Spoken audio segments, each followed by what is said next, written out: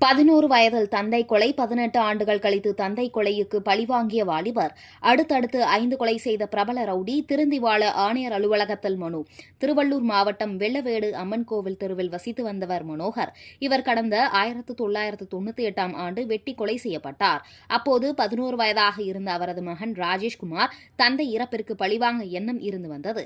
இதனை அடுத்து 18 ஆண்டுகள் கழித்து தந்தை கொலைக்கு பழிவாங்க 2016ஆம் ஆண்டு மேலமேடு ஊராட்சி மன்ற தலைவர் தங்கராஜ் கொலை, 2018ஆம் ஆண்டு தங்கராஜின் தம்பி வெங்கட்ராமன் கொலை, 2021ஆம் ஆண்டு தங்கராஜின் உறவினரும் திமுக ஒன்றிய துணை செயலாளருமான கருணாகரன் கொலை உட்பட இதுவரை 5 கொலை வழக்குகள் உள்ளது.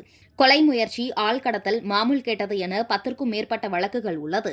இந்த நிலையில் அண்மையில் சிறையில் இருந்து வெளியான ராஜேஷ் தான் திருந்தி வாழ விரும்புவதாக ஆவடி துணை ஆணையர் அலுவலகத்தில் மனு அளித்தார். இதனை பெற்றுக்கொண்ட துணை ஆணையர் விசாரணை செய்வதாக தெரிவித்துள்ளார்.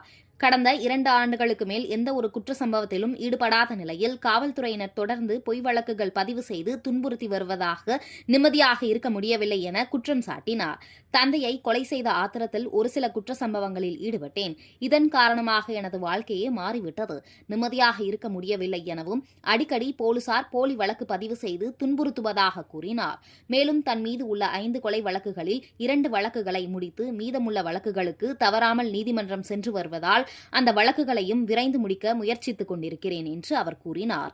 இந்த சூழலில் கடந்த 2023ஆம் ஆண்டிற்கு பிறகு எந்த குற்ற செயல்களிலும் ஈடுபடாமல் இருந்து வருகிறேன். ஆனால் போலீசார் என்னை தொடர்ந்து அச்சுறுத்தி வருகின்றனர்.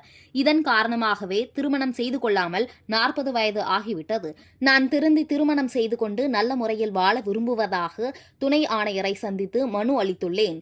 பரிசீலனை செய்வதாக கூறியுள்ளனர் என தெரிவித்தார்.